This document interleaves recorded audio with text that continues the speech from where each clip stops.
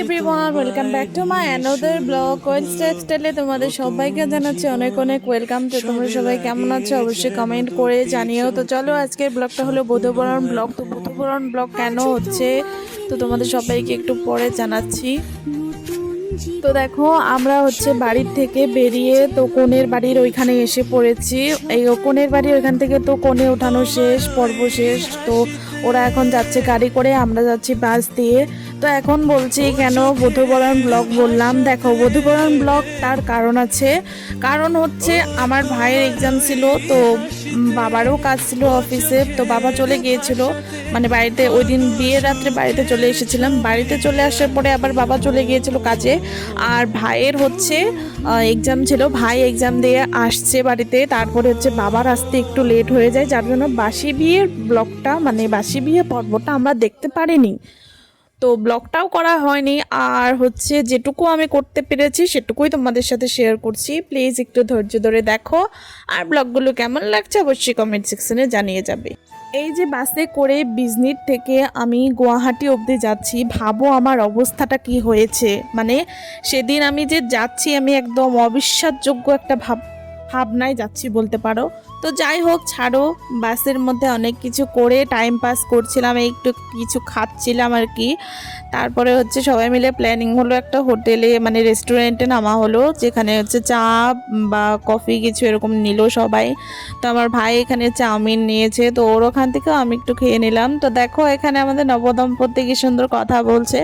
তো ওদের দেখে ভালোই লাগছে, ওদের ভালোবাসা পূর্ণতা পেলো, এইসব তো ভালোই লাগে দেখতে, তাই না বলো? তো বিয়েটাও হলো খুব সুন্দর করে, তো ভালোই লাগছে। এদিকে আমার বাবাকে দেখো, এখানে হচ্ছে বাবা একটু মজা করার জন্য, মানে বাসের মধ্যে যেহেতু গান বাজছিল না, জানি না কেমন বাস নিয়েছিল ওরা, বাসের মধ্যে গান বাজানোর কিচ্ছু ছিল না, বক্স টক্স কিচ্ছু ছিল না, যার জন্য মজা করার জন্য বাবা একটু এরকম করছিল। তো দেখো, ফাইনালি গাইস 4-5 ঘন্টা জার্নি করে এসেই পড়লাম পিসিবাড়ির সামনে।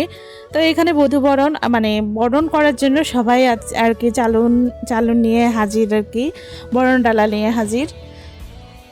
তো বলতে পারো এখান থেকে বরণ করতে করতেই যাচ্ছে সবাই নাচতে নাচতে। আর এত নাচানাচি হয়েছে, এত নাচানাচি হয়েছে তোমাদের কি বলবো। আর প্রচুর নেচেছি ওই দিন, প্রচুর। আমাদের যে গায়ে হলুদের পর্ব যেটা হয় তখন যে নাচানাচিটা হয়, সেটার কমতি আমরা সেখানে পূরণ করে দিয়েছি।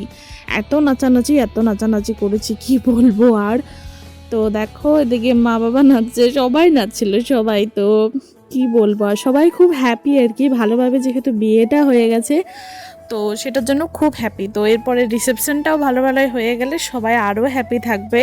ওরা দুজন ভালো থাকুক, সুখে থাকুক, শান্তিতে সংসার করুক, এটাই তো সবাই চায়। যেহেতু বিয়েটা নিয়ে একটা সবারই টেনশন থাকে যে কেমনভাবে বিয়েটা কাটবে, তো বিয়েটা খুব ভালোভাবে কেটেছে, যার জন্য সবাই খুব হ্যাপি। এখানে সবাই একদম নতুন বউকে ঘরে তোলার জন্য খুব খুব খুব আনন্দিত।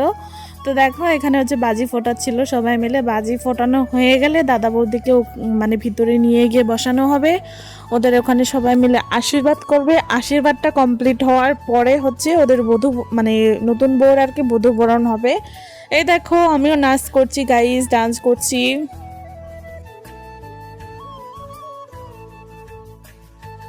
তো এখানে হচ্ছে নিয়ে আসা হলো আর কি, ভিতরে নিয়ে আসা হলো, ওদের বসানো হলে কি হবে গাইস, আবার উঠে সে নাচানাচি, মানে কি বলবো, নাচানাচি তো শেষই হচ্ছে না।